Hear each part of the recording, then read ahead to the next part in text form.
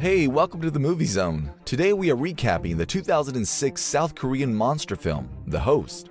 As usual, spoilers ahead, so be ready. Let's begin. The story starts in an underground city morgue in which a senior pathologist is complaining about the cleanliness of the room. He instructs the associate to throw all the chemicals in the sink as they are covered in dust. The associate replies it is a crime and forbidden by the law, but the pathologist forces him to pour everything down the sink. That won't come back to bite us, right? As time passes, fishermen and locals notice weird creatures in the river, but ignore the situation. A businessman tries to commit suicide, but before he jumps into the river, he notices a large shadow. Then we are introduced to Gandu, our protagonist, who is the son of a convenience store owner. He is lazy and always falls asleep while in the store. His father, Hee-bong, sees him and he disapproves of him.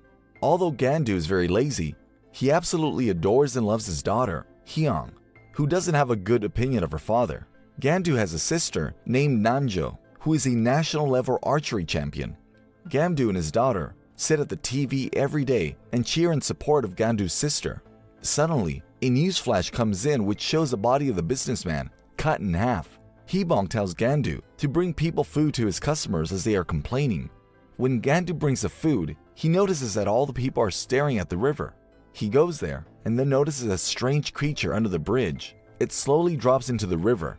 Gandu throws a beer can in the direction of the monster, which it takes beneath the river quickly. Seeing this, many people throw garbage into the river and the monster retreats.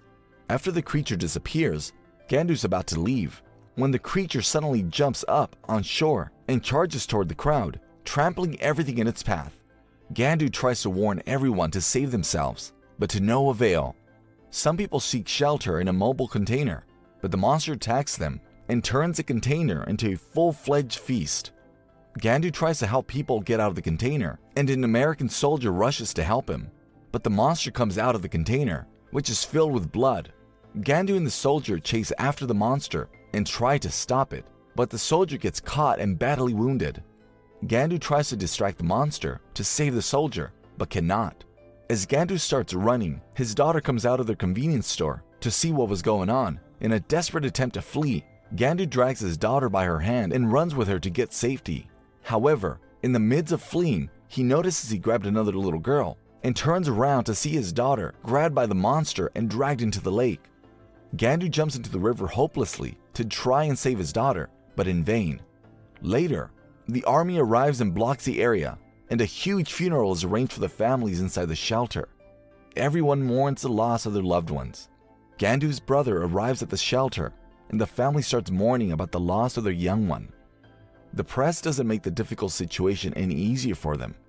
Later, a government official in a biohazard suit appears, asking if anyone had contact with the monster.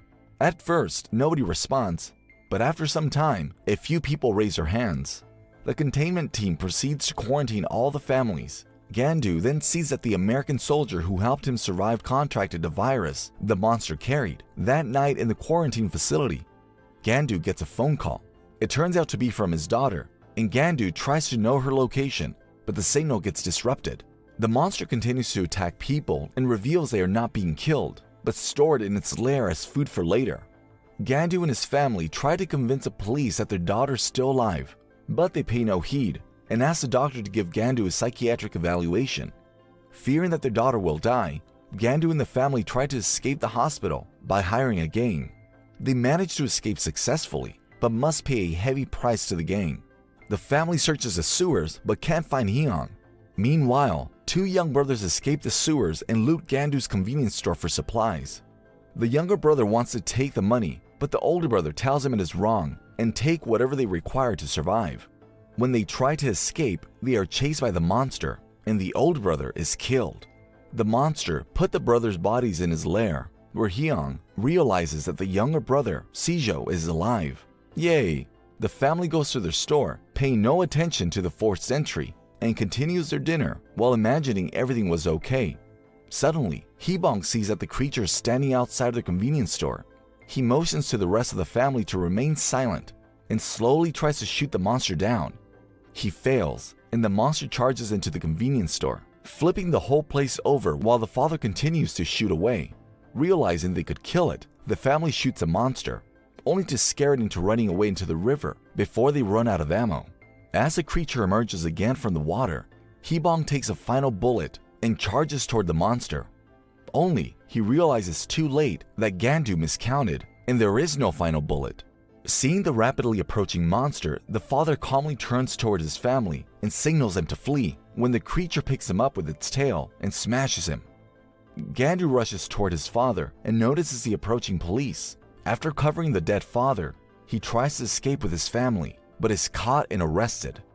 Nam-il later at night goes to one of his friends who has a job at a phone company and asks for his help in locating the call, which came from his niece. They manage to find the location, but his friend betrays him by selling him out. The uncle manages to lock his pursuers in the office building, but realizes he is being chased. To avoid detection, he jumps off a bridge and falls to the ground, barely messaging the location of his niece to his sister, and faints.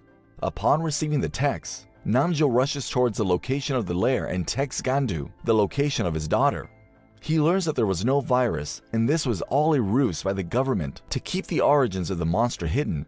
On hearing that, Gandu is trapped, and the researchers perform painful experiments on him to keep him silent. Namjo reaches a sewer location and sees a monster running toward her. Hyung tries to help the younger boy, who is alive. With the help of a police baton and clothes, they manage to make a makeshift rope ladder before the creature barfs the bones and flesh in its stomach. After confirming the monster is asleep, Hyung grabs the boy to escape, but the monster catches him with its tail. In the hospital, Gandu wakes up and takes a doctor hostage. He exits the building to discover that everyone is having a holiday barbecue, like nothing happened, before stealing a vehicle and escaping.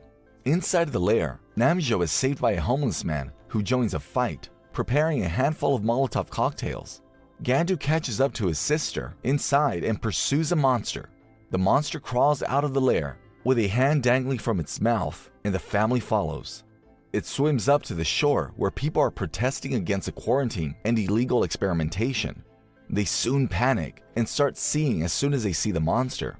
The police and militia start shooting the monster while trying to attack it with a chemical gas. Gandu rushes towards the monster and forces the mouth of the creature open and manages to pull the bodies of his daughter and the young boy.